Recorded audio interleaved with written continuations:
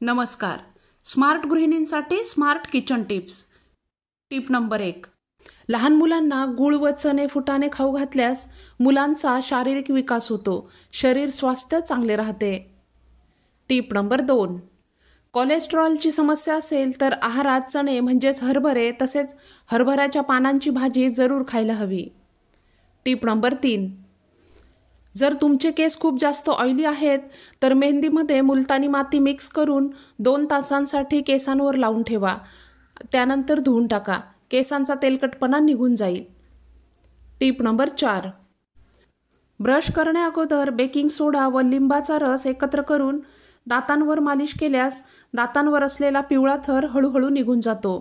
आठवड्यातून 2दा हा प्रयोग करावा. Tip number 5. सध्या बाजारात मुळे भरपूर बघायला मिळतात. मुळा शरीरासाठी खूप फायदेशीर आहे, परंतु मुळ्याच्या सेवनानंतर किंवा आधी दूध किंवा दुधाचे पदार्थ खाणे टाळावे, कारण त्यामुळे स्किन प्रॉब्लेम होऊ शकतात. Tip number 6. ज्या लोकांना मूळव्याधाची समस्या आहे अशा लोकांनी रिकाम्या पोटी बेलपत्राचे सेवन केल्यास फायदेशीर ठरते.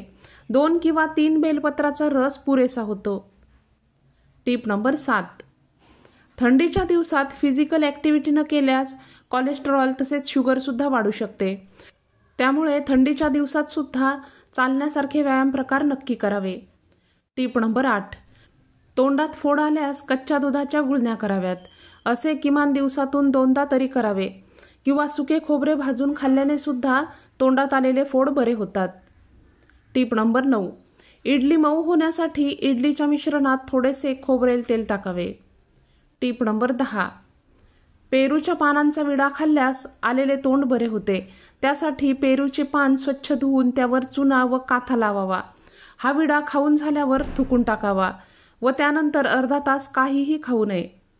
Tip number 11. पेरू गरम वाळूत भाजून खाल्ल्यास खोकल्यात ताबडतोब आराम मिळतो.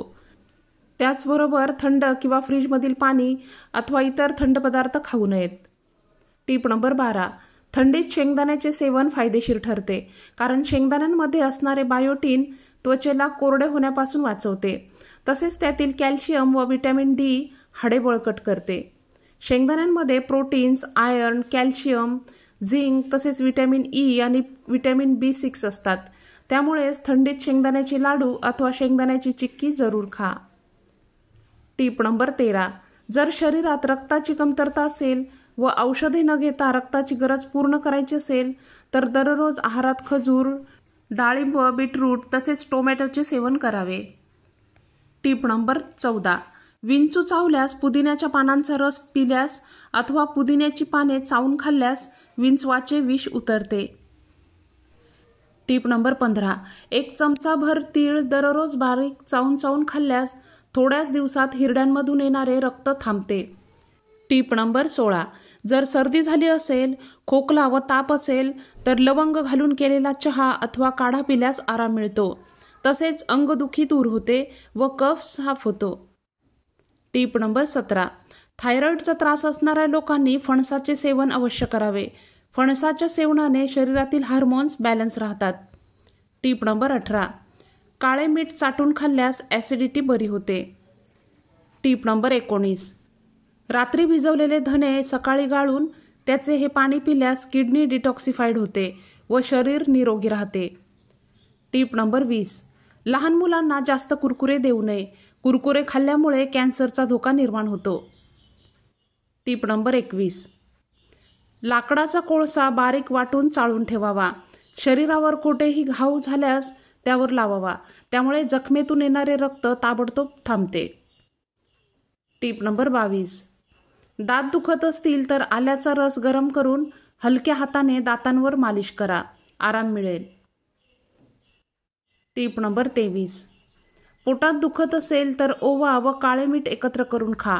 पोटदुखी थांबेल. Tip number 24.